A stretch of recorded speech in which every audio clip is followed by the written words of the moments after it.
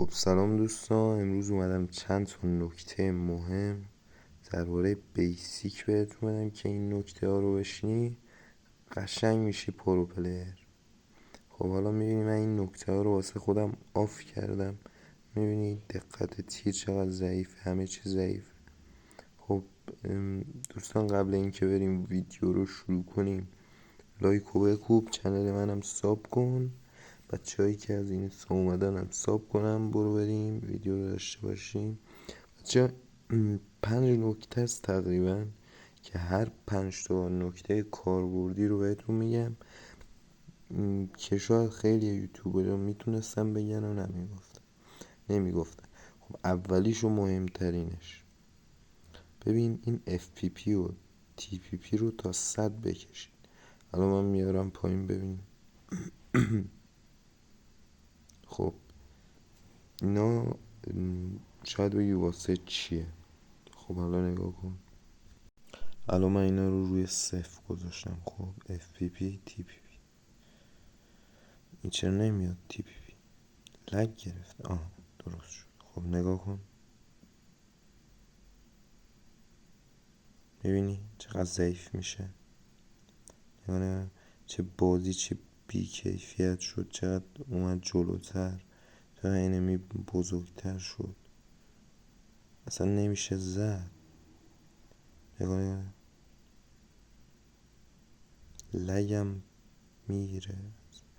خب حالا دوباره من چیزش میکنم شما ببینید، دوباره مثل قبلش میکنم. الان رو با قبل مقایسه کنید، نگاه کن فقط.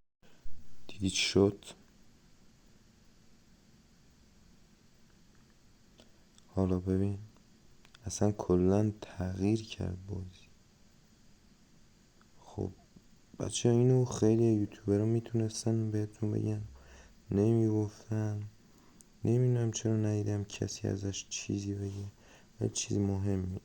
خب نکته بعدی ایم اسیستو که همتون دیگه میدونید این باید حتما اون باشه.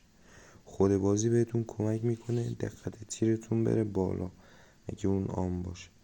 خب نکته بعدیش بچه ها فست اسکوپ سویچ و کویک ویاپون سویچ. خب این دوتا بهت کمک میکنن گان تو سریعتر بکش. نگاه چه سرعتی.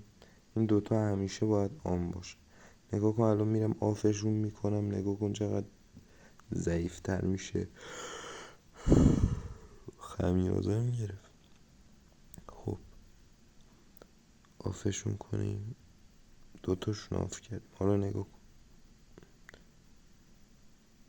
حالا فهمیدیم که این اگه آن نباشه اینجوری میشه دیگه، یکم سخت‌تر میشه بازی کردن.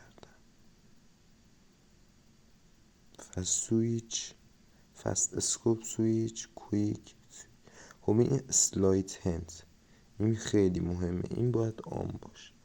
نگاه کن اصلا نمیشینه.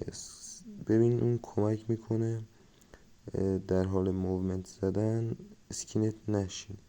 الان من آفش میکنم، گفتیم یه فینیشرم بزنیم، دم دستی اومد دیگه.